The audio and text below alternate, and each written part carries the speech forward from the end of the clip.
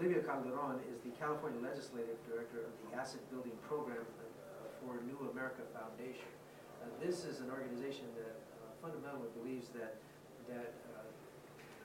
the chasm between the haves and the have-nots is growing, and in order to correct that, we must create more asset building opportunities for not just the middle class, but the least among us, to build a stronger middle class. So I'd like to present Olivia Calderon. Thank you. Good morning, and in the spirit of LA's diversity, buenos dias. My name, again, is Olivia Calderon. I'm the Legislative Director for the California Asset Building Program at New America Foundation, and we're a national, nonpartisan, not-for-profit think tank. And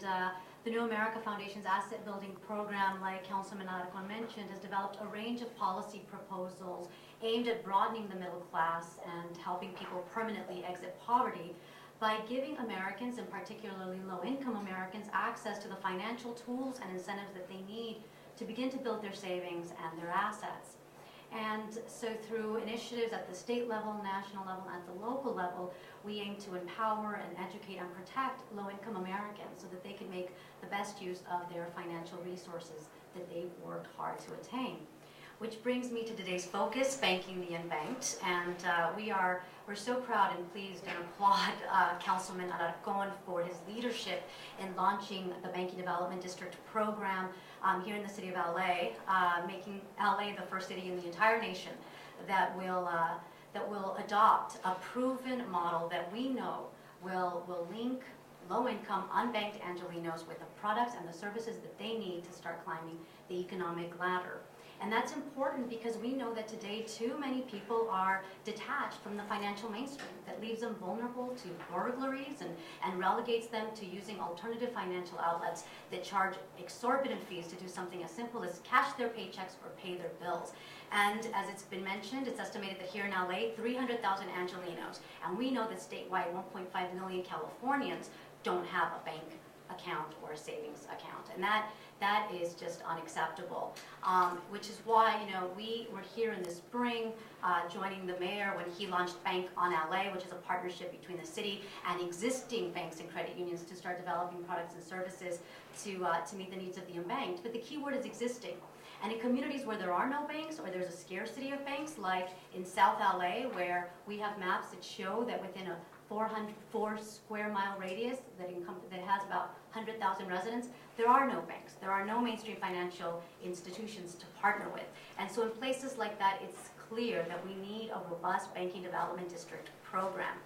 One that we've been advocating for some time now, and actually introduced legislation in 2007 to create a statewide banking development district program, because believe that this is not just a regional problem, but this is a statewide problem, that there's a scarcity of institutions in the San Joaquin Valley and Imperial and so forth,